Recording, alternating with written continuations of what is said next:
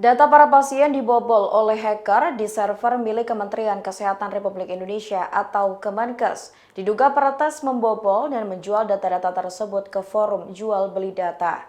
Data yang dibobol berupa rekam medis dari berbagai rumah sakit besar di seluruh Indonesia.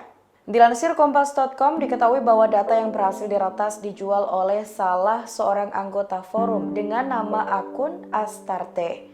Dalam informasinya, Astarte mengaku bahwa data dari 6 juta pasien yang dijualnya itu berasal dari server terpusat Kemenkes Republik Indonesia.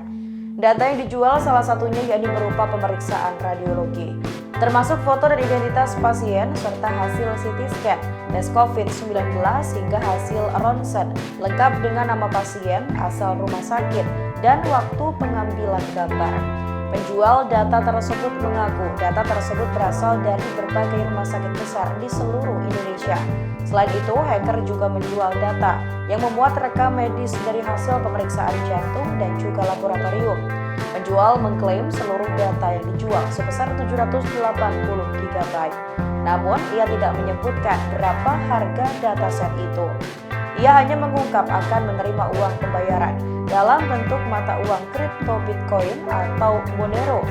Tak hanya itu, ia juga menyertakan tautan berisi sampel dokumen berukuran 3,26 GB yang bisa diunduh secara gratis. Video tersebut memperlihatkan isi rekaman medis pasien di server Kemenkes yang diduga bocor.